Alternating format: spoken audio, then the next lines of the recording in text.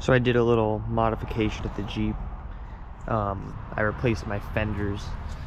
They look the same as they used to, but they are different. So originally I had the Smittybilt 7-inch fenders. A lot of people have these. These were Smittybilt brand. And they had started to deteriorate after maybe 4 or 5 years.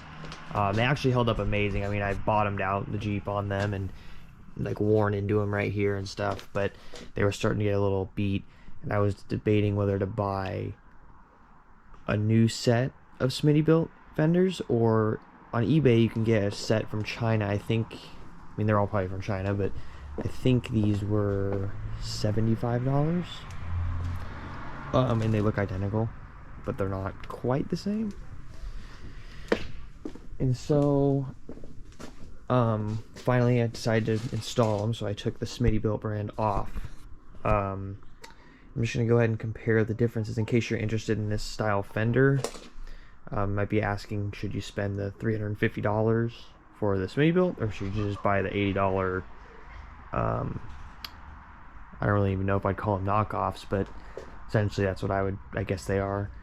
Anyways, I can't too much speak to like longevity of the cheaper fenders because I just put them on, but like quality of build materials, that type of thing. So the Smittybilt fenders first came with hardware. They came with these Phillips head screws with these plastic caps. They have a nut on the other end, and that's how they're held on. They also come with tubing that goes between the screw and the back of, there we go, there's a setup right there.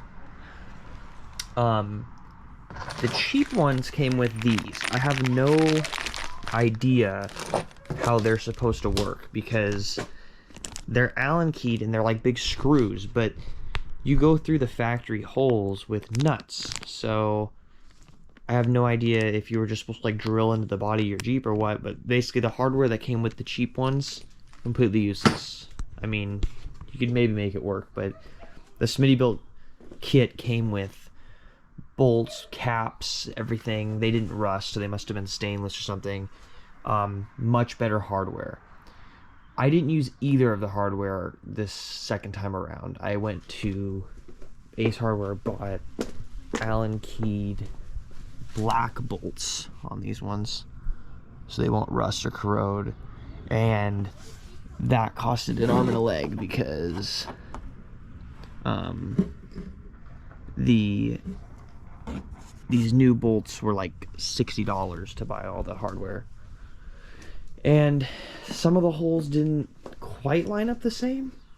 They were about 1/8 of an inch off or so, and I think that's just more about where they drilled it in the fenders. But first impressions are they're not terribly different.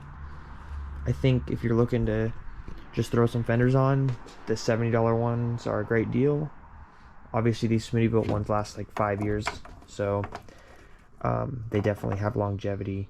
They're good fenders, but I guess we'll see if these cheaper ones hold up the same as these ones did.